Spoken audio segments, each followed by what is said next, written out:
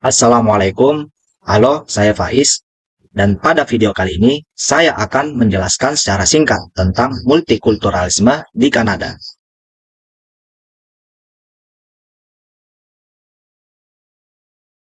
Keberagaman selalu menjadi ciri khas penduduk dan masyarakat Kanada. Kanada merupakan wilayah budaya yang beragam kedatangan pemukiman Eropa, dengan 50 budaya aborigin yang berbeda, dan lebih dari selusinan kelompok bahasa yang berbeda dalam populasi aborigin. Pada tahun 1977, peneliti Berry, Kalin, dan Taylor membedakan tiga makna berbeda, yaitu multikulturalisme sebagai fakta demografis, multikulturalisme sebagai sebuah ideologi, dan terakhir sebagai kebijakan publik.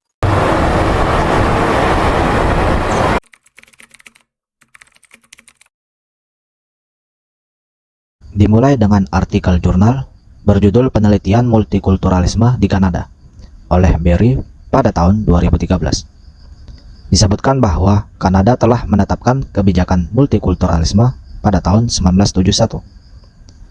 Di sini ada beberapa poin kunci dari Undang-Undang Multikulturalisme Kanada, yaitu meliputi 1. Pengakuan nilai multikulturalisme. Undang-undang ini secara eksplisit mengakui bahwa Kanada adalah masyarakat multikultural yang terdiri dari kelompok etnis dan kebudayaan yang berbeda. Kedua, promosi keberagaman. Undang-undang tersebut menetapkan komitmen untuk mempromosikan keberagaman dan kesetaraan hak bagi semua warga Kanada, tanpa memandang latar belakang etnis, kebangsaan, atau agama. Dukungan untuk pendidikan multikultural.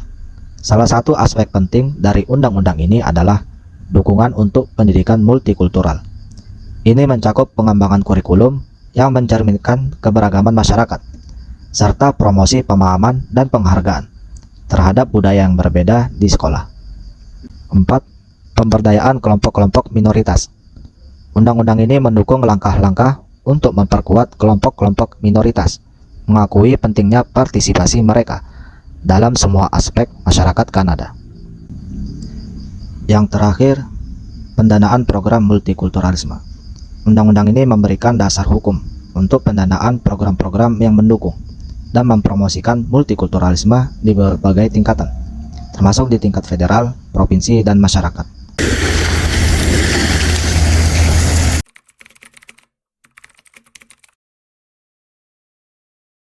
Selanjutnya, saya sudah mengambil data dari statistik Kanada, itu sensus penduduk. Kanada pada tahun 2021 ada sekitar 37 juta jiwa. Data yaitu dari Migrant Integration Policy Index tahun 2020. Dari segi access to nationality, Kanada berada di peringkat keempat. Dari segi anti-discrimination, itu Kanada pada posisi ketiga. Sedangkan pada segi permanent residence, Kanada berada di posisi ke-10. Berdasarkan data yang telah disebutkan, menunjukkan bahwasanya imigran yang datang ke Kanada dapat disambut dengan baik. Dan juga disebutkan bahwasanya anti-discrimination itu berada peringkat ketiga, menunjukkan bahwasanya diskriminasi terhadap penduduk di Kanada itu sangat minim.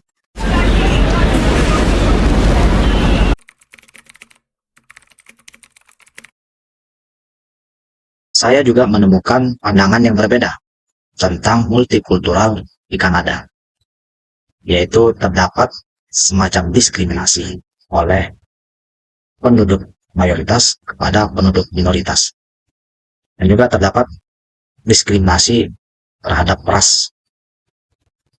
Penghuni pertama di Kanada adalah penduduk asli orang-orang aborigin yang diperkirakan tiba dari Asia ribuan tahun yang lampau melalui daratan yang menjadi jembatan antara Siberia dan Alaska.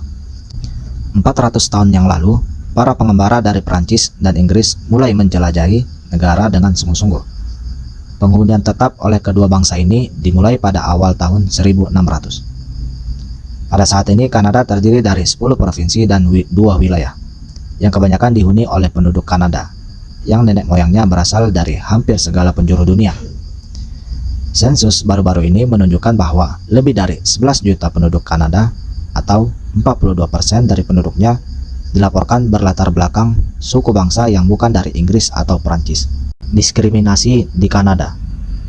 Pada tanggal 8 Oktober 1971, dalam pernyataannya kepada House of Commons, Perdana Menteri Pierre Trudeau menetapkan multikulturalisme sebagai kebijakan resmi pemerintah Kanada dengan visi mengenai hubungan antara imigran dan warga negara berlatar belakang imigran di satu sisi dan negara serta penduduk nasional di sisi lain. Kebijakan ini bertujuan antara lain untuk mengakui dan mendorong pemahaman bahwa multikulturalisme mencerminkan budaya dan keragaman ras masyarakat Kanada dan mengakui kebebasan seluruh anggota masyarakat Kanada untuk melestarikan, meningkatkan, dan berbagi warisan budaya mereka. Dianggap sebagai model inklusi, diskriminasi terhadap orang-orang yang mengalami rasial masih sering terjadi di Kanada. Pada tahun 2020, lebih dari 38% perempuan dan hampir 32% laki-laki dari kelompok minoritas dilaporkan mengalami diskriminasi berdasarkan ras, warna kulit, etnis, atau budaya di Kanada. Orang-orang yang paling mungkin menghadapi situasi seperti ini adalah perempuan, generasi muda, warga keturunan Tionghoa dan Filipina, serta warga kulit hitam. Konteks diskriminasi yang paling umum terjadi di ruang publik. Rasisme dan keberagaman, perbedaan pandangan dalam opini publik. Dengan adanya keberagaman, menjadikan negara ini lebih baik. 18% pria dan 12% wanita berpendapat sebaliknya. Hal itu didukung oleh pengaruh dari Partai Konservatif pada pemilihan federal tahun 2019. Percaya bahwa beberapa ras secara alami lebih unggul daripada ras lainnya. Hal itu terdapat pandangan bahwa Kanada adalah negara rasis, dianut oleh lebih dari sepertiga penduduknya, dan oleh hampir separuh penduduk berusia 18 hingga 24 tahun.